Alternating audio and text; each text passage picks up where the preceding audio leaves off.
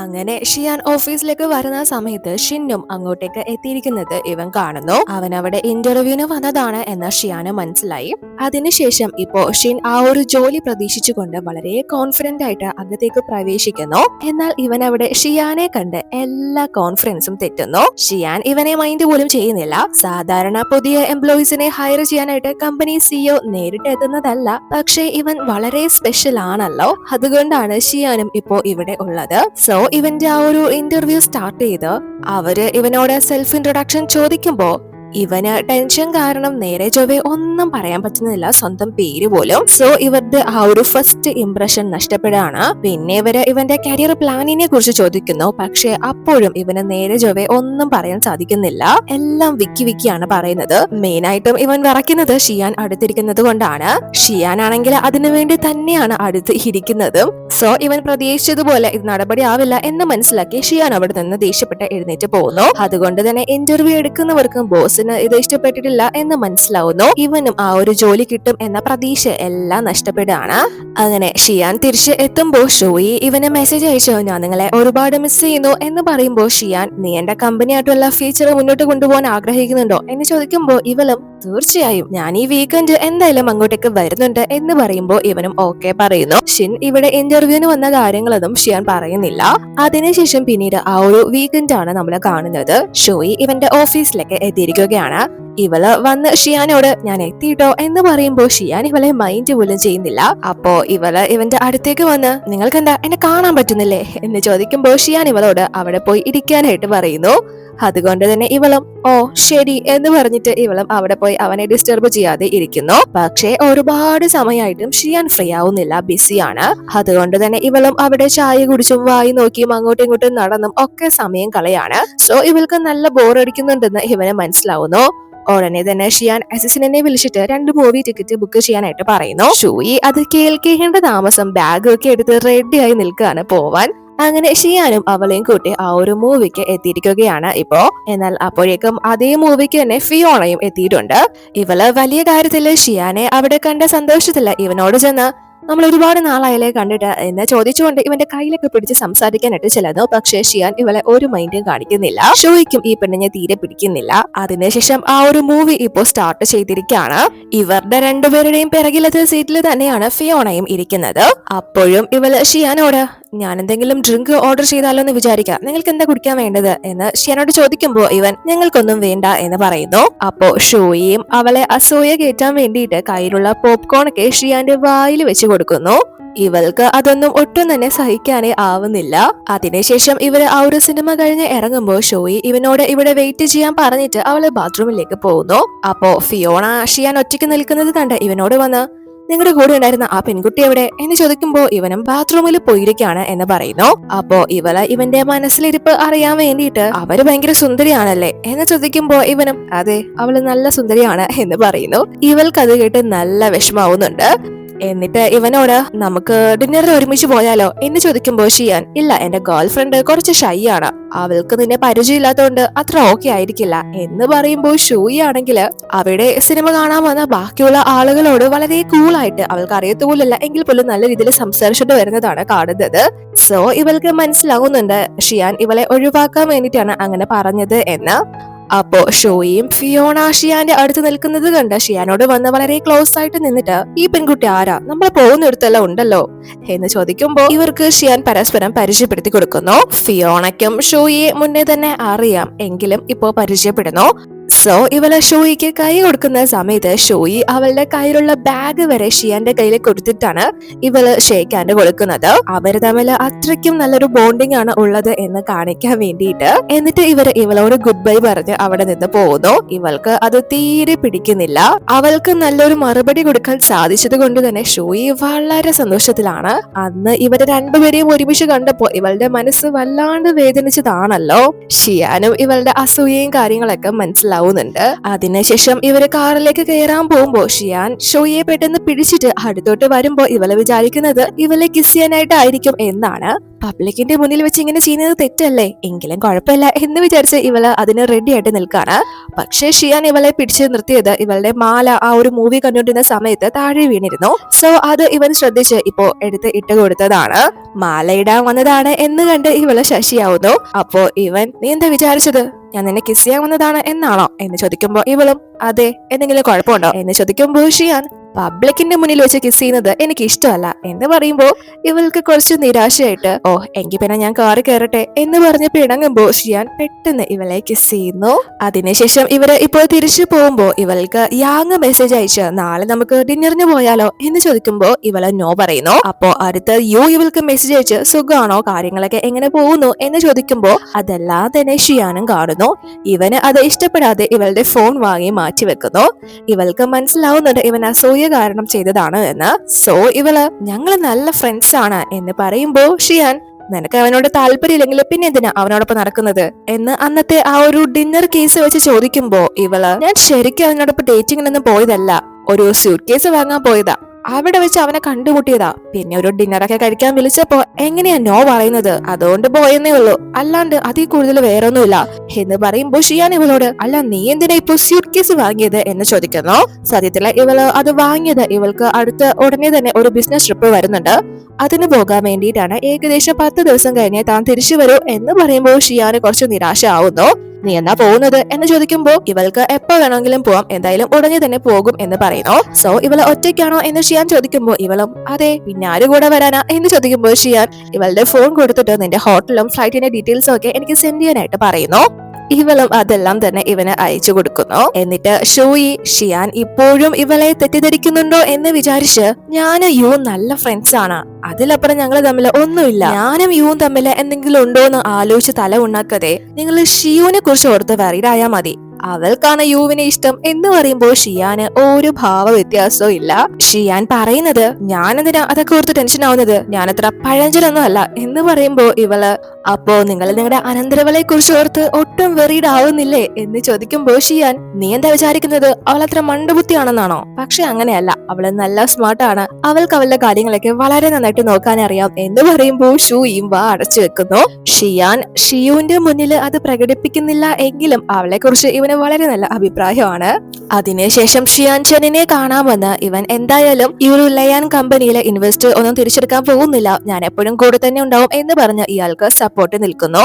അതിനുശേഷം ഇയാൾക്ക് വേണ്ട നിർദ്ദേശങ്ങളും ഒക്കെ തന്നെ ഷിയാൻ നൽകുന്നു. അയാൾക്ക് നല്ല പേടിയുണ്ട് ഇയാളുടെ കമ്പനി ഫെയിൽ ആവോ എന്ന കാര്യത്തില്. അപ്പോ ഷിയാൻ ഇയാളോട് ലയാൻ ആയാലും ക്ലൗഡ് ഇന്നോവേഷൻ ആയാലും വളരെ എങ്ങായിട്ടുള്ള കമ്പനികളാണ്, ചിലപ്പോ ഫെയിൽ ആവും ചിലപ്പോ വിജയിക്കും, എന്ത് തന്നെ ആയാലും നമ്മൾ പരാജയത്തെ പേടിക്കാൻ പാടില്ല എന്ന് പറഞ്ഞിട്ട് ഇയാൾക്ക് ഓരോ സപ്പോർട്ട് നൽകുന്നു. അതിനുശേഷം ഇപ്പോ ഷിയാൻ ഷുവിയുടെ അപ്പാർട്ട്മെന്റിലാണ് ഉള്ളത്. ഇവള് തയ്യാറാക്കിയ ഇതുവരെയുള്ള ഇവന്റെ കമ്പനിയുടെ ഫീച്ചറും കാര്യങ്ങളൊക്കെ ചെക്ക് ചെയ്തുകൊണ്ടിരിക്കുകയാണ്. എന്നാൽ അപ്പോഴേക്കും ഷിയാന് ഒരു ഇമ്പോർട്ടന്റ് ആയിട്ടുള്ള ഒരു മീറ്റിംഗിന് കോള് വരുന്നു. ഇവള് മറ്റന്നാളാണ് പോകുന്നത് ആ ഒരു ഇന്റർവ്യൂവിനായിട്ട്. സോ ഇവളെ ഡ്രോപ്പ് ചെയ്യാനായിട്ട് എയർപോർട്ടിൽ കൊണ്ടുവിടാം എന്നാണ് പറഞ്ഞിരുന്നത്. എന്നാൽ ഇപ്പോ അവന് ഒരു അത്യാവശ്യം വരുന്നത് കൊണ്ട് തന്നെ ഞാൻ ഡ്രൈവറോട് പറഞ്ഞേക്കാം, എന്തായാലും എനിക്ക് അന്ന് വരാൻ പറ്റില്ല എന്ന് പറയുന്നത് കേൾക്കുമ്പോൾ ഷൂയി പെട്ടെന്ന് പിണങ്ങുന്നു. പിന്നെ ഷിയാൻ അവളുടെ അടുത്ത് പോയി ഇവൻ എങ്ങനെയൊക്കെയോ അവളെ രാജകുമാരി എന്നൊക്കെ വിളിച്ച് അവളുടെ ആ ഒരു പിണക്കവും കാര്യങ്ങളൊക്കെ മാറ്റിയെടുക്കുന്നു. അതിനുശേഷം നമ്മളെ പിറ്റേന്നാണ് കാണുന്നത് ഇപ്പോ ഷിയു വീണ്ടും ജോലിക്ക് ജോയിൻ ചെയ്തിരിക്കുകയാണ്. ഷൂയിക്കും വളരെ സന്തോഷമായിട്ട് അവൾക്ക് വന്ന ഉടനെ തന്നെ ഒരു ജോലി കൊടുക്കുന്നു. വേറെ ഒന്നുമല്ല, ഇവളോടൊപ്പം ആ ഒരു ബിസിനസ് ട്രിപ്പില് കൂടെ വരാനായിട്ട്. ഷിയു ഇപ്പോ പഴയ ആ ഒരു മടിച്ചു പെൺകുട്ടിയൊന്നും അല്ലല്ലോ, അതുകൊണ്ട് തന്നെ ഇവള് കേട്ട ഉടനെ തന്നെ ഓക്കെ പറയുന്നു. സോ അതിനുശേഷം ഇവര് ഒരുമിച്ച് തന്നെ ആ ഒരു നാട്ടിലെത്തി ആ ഒരു ഇന്റർവ്യൂ എടുക്കാമെന്ന ആളുടെ ഇന്റർവ്യൂ കാര്യങ്ങളൊക്കെ എടുക്കുന്നു.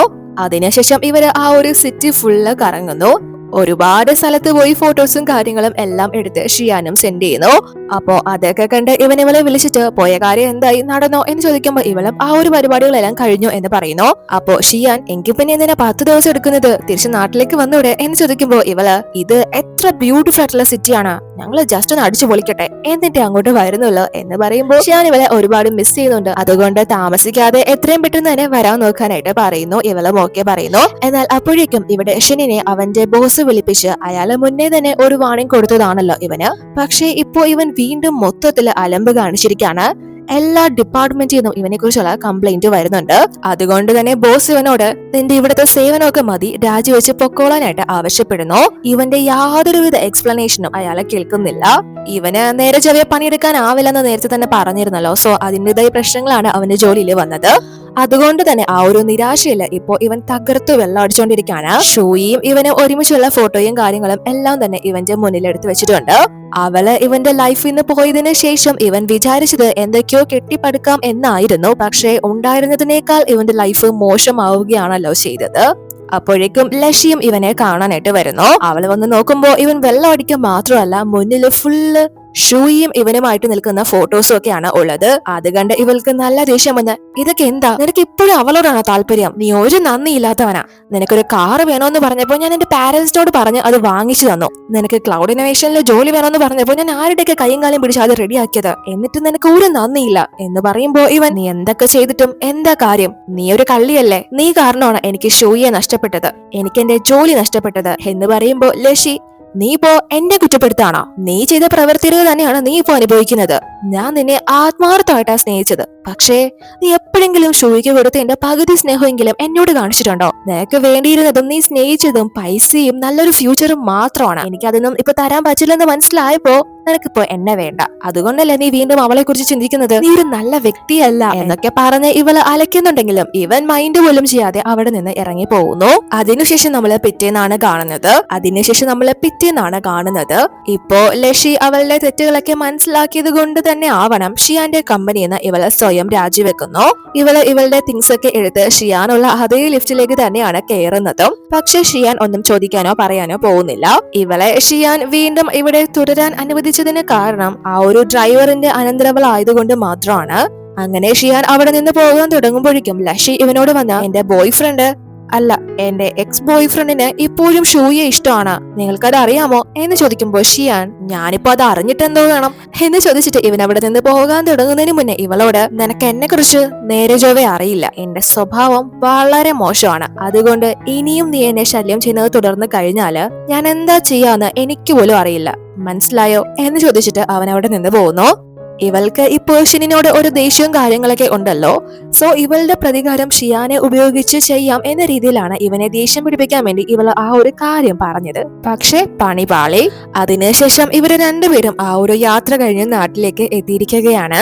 ഷോയെ ഷിയാന്റെ ഡ്രൈവർ തന്നെയാണ് കൂട്ടിക്കൊണ്ടുപോകാൻ എത്തിയിരിക്കുന്നത്. പക്ഷെ ഇവരോടൊപ്പം ഷിയോ പോകുന്നില്ല. കാരണം ഇവളെ പിക്ക് ചെയ്യാനായിട്ട് യോ വരുന്നുണ്ടായിരുന്നു. ഷോയെ ഡ്രൈവർ അപ്പാർട്ട്മെന്റിലേക്ക് വിട്ടിട്ട് ഷോയെ അകത്ത് കയറി പോയതിനു ശേഷം ഇയാള് അവിടെ നിന്ന് പോകാൻ തുടങ്ങുമ്പോഴേക്കും ഷിൻ അങ്ങോട്ടേക്ക് വരുന്നത് ഇദ്ദേഹം കാണുന്നു. ഇവൻ ഇറങ്ങി തിരിച്ചത് ഷോയെ കാണാൻ വേണ്ടിയിട്ടാണ്. ഇയാൾക്കാണെങ്കിലും മുന്നേ തന്നെ ഇവനോട് നല്ല ദേഷ്യം ഉണ്ടല്ലോ. അതുകൊണ്ട് തന്നെ പിടിച്ച് നല്ലത് ഇവന് പൊട്ടിക്കാണ്. ഇവനാണെങ്കിൽ തന്നെ ആരാ അടിച്ചത്, എവിടെ നിന്നാ ആ അടി വന്നത് എന്നൊന്നും അറിയില്ല.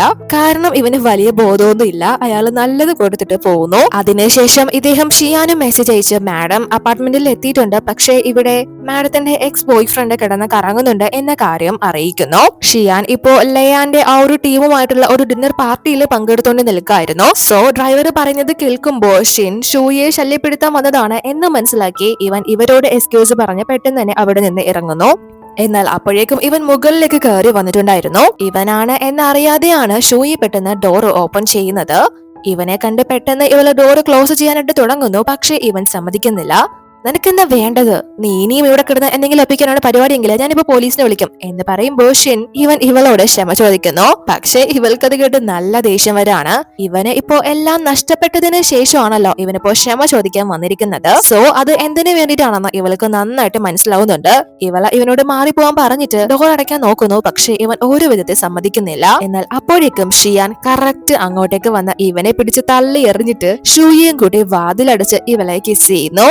അവൻ ആ ഒരു കറക്റ്റ് സമയം എത്തിയത് കൊണ്ട് തന്നെ ഇവൾക്ക് നല്ല സമാധാനമാവുകയാണ്. എന്നിട്ട് ഷിയാൻ ഇവളോട്, നീ ഉറങ്ങരുത്, ഞാൻ പെട്ടെന്ന് തന്നെ വരാം എന്ന് പറയുന്നു. ഇവൻ ഒരു പാർട്ടിയിൽ നിന്ന് ഇറങ്ങി വന്നതാണല്ലോ. സോ അത് കഴിഞ്ഞിട്ട് തിരിച്ചു വരാം എന്ന കാര്യമാണ് ഉദ്ദേശിക്കുന്നത്. ഇവളും ഓക്കെ പറഞ്ഞ് അവൻ വെളിയിലേക്ക് വന്നിട്ട് അപ്പോഴും അവിടെ നിന്ന് പോയിട്ടുണ്ടായിരുന്നില്ല. സോ ഷിയാൻ ഇവനോട്, ഇനി മേലാ നീ അവളെ കാണാൻ വരരുത് എന്ന് പറയുമ്പോ ഇവൻ, ഞങ്ങള് തമ്മില് എന്ന് പറഞ്ഞ് സംസാരിക്കാൻ വരുന്നു. അപ്പൊ ഷിയാൻ, നിങ്ങള് തമ്മിലുള്ളതെല്ലാം കഴിഞ്ഞു, നിനക്ക് ഇപ്പോഴും അവളെ കുറിച്ച് എന്തെങ്കിലും ചിന്തകൾ ഉണ്ടെങ്കിൽ അതങ്ങ് നിർത്തിയേക്ക്. നീ ഇനി ഒരു വട്ടം കൂടി അവളെ ശല്യപ്പെടുത്തി കഴിഞ്ഞാല് ഞാൻ എന്താ ചെയ്യാൻ പോകുന്നതെന്ന് എനിക്ക് പോലും ഉറപ്പില്ല. എന്നെ കൊണ്ട് അത് ചെയ്യിപ്പിക്കരുത് എന്ന് പറയുമ്പോ ഇവന് നല്ലോണം പേടിച്ചു പറിച്ച് അവിടെ നിന്ന് പെട്ടെന്ന് ഓടിപ്പോകുന്നു. ഷിന്നാണെങ്കിൽ ശരിക്കും ഇനി ഒന്നും കിട്ടില്ല എന്ന് മനസ്സിലാക്കി വീണ്ടും ഷൂയിയെ അന്വേഷിച്ചു വന്നതാണ്. അവന് കിട്ടേണ്ടത് തന്നെയാണ് കിട്ടിയത്. അതിനുശേഷം ഇവള് ഇപ്പോ ഷിയാന് വേണ്ടി വെയിറ്റ് ചെയ്യുകയാണ്. അപ്പോഴേക്കും ഷിയാനും അങ്ങോട്ടേക്ക് എത്തുന്നു. അപ്പോ ഇവള് അല്ല എന്നോട് എന്തിനാ വെയിറ്റ് ചെയ്യാൻ പറഞ്ഞത്? നിങ്ങൾ നിങ്ങളുടെ വീട്ടിലേക്ക് പോകുന്നില്ലേ? ഈ പാതിരാത്രി എന്റെ വീട്ടിലേക്ക് എന്തിനാ വന്നത് എന്ന് ചോദിക്കുമ്പോ ഷിയാൻ ഞാൻ നിന്റെ ഹൗസ് ഓണർ അല്ലേ, എനിക്കെപ്പോ വേണമെങ്കിലും എവിടെ വേണമെങ്കിലും വരാം എന്ന് പറയുമ്പോ ഇവള് നല്ല രീതിയിൽ ഷോക്കാവുന്നു. കാരണം ഇവള് താമസിക്കുന്ന ആ ഒരു അപ്പാർട്ട്മെന്റ് ഉൾപ്പെടെയുള്ള അവിടുത്തെ എല്ലാ പ്രോപ്പർട്ടീസും ഷിയാന്റേതാണ്. അത് ഇപ്പോഴാണ് ഇവൾ അറിയുന്നത്.